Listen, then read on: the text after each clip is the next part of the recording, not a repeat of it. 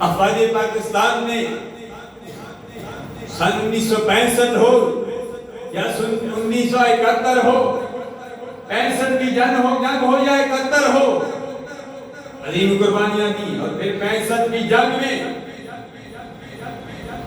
امام الانبیاء صلی اللہ علیہ وسلم نے پاکستان کی مدد کی ہے۔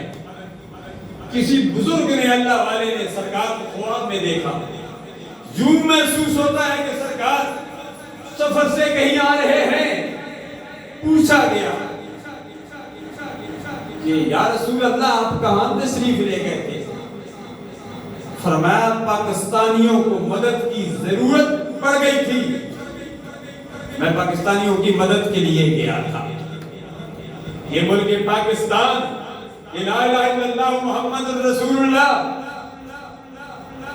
کی اس کی بنیاد ہے، اور لا الہ الا اللہ محمد رسول اللہ اس کلمے کی بنیاد پر یہ مرد وجود میں آیا، اور دن دور نہیں اس ملک پاکستان میں نظام مصطفیٰ صلی اللہ علیہ وسلم کا نفاذ ہوگا۔ جب نفاذ ہوگا انشاءاللہ مہنگائی، کرپشن، اقربا پروری، رشوت، سود، یہ ساری بدماشیاں ختم ہو جائیں گی، اور دن دور نہیں کہ عمر بن خطاب رضی اللہ تعالیٰ عنہ نے جس طرح اسلام نافذ کیا،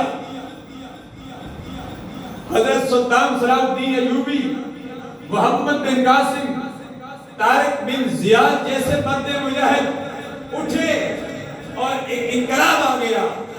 آج وہ انقلاب آئے گا، لیکن ضرورت اس امر کی ہے، اس انقلاب کے لیے ہم نے قدم بڑھانے ہوں گے، ہم نے اپنا محاسبہ کرنا ہوگا، ہم نے توبۃ النصوح کرنی ہوگی، ہم نے اپنا محاسبہ کرنا ہوگا اپنی بارگاہ میں، انفرادی طور پر، اجتماعی طور پر۔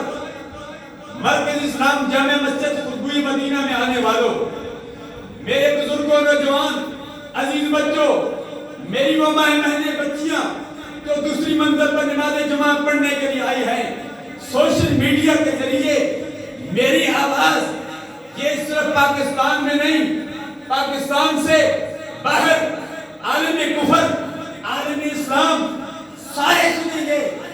سب کو میں دعوت فکر دیتا ہوں، اے مسلمانوں، تم محاسبہ کر کے صحیح مسلمان بن جاؤ، اور اے کافروں، اے یہودیوں، اے نصرانیوں، اے ہندوؤں، اے سکھوں، تمہیں بھی دعوت دیتا ہوں۔ اسلام امن کا پیغام دیتا ہے، اسلام محبت کا پیغام دیتا ہے، اسلام امن اخوت کا اسلام پیغام دیتا ہے۔ ناچیز حقانی مرکز اسلام میں آپ کو بھی دعوت دیتا ہے، آؤ اسلام قبول کر لو، آؤ کلمہ پڑھ لو، لا الہ الا اللہ محمد رسول اللہ، جنت ملے گی۔ گزشتہ دنوں بھی الحمدللہ اگست کے مہینے میں 2 فیملیوں کو میں نے مسلمان کیا، اس سے قبل بھی کئی مسلمان ہوئے۔ مجھے وہ وقت بھی یاد ہے، سن 1986 کی بات ہے، جب میں نے مسلمان پہلا کیا تھا مرزے سے۔ جنگ میں خبر چھپی تھی، اب بھی وہ میرے پاس جنگ کی خبر موجود ہے۔ الحمدللہ اسلام دن بدن ترقی کر رہا ہے۔ اسلام زمانے میں دبنے کے لیے نہیں آیا، اتنا ہی ابھرے گا جتنے کے دبا دے۔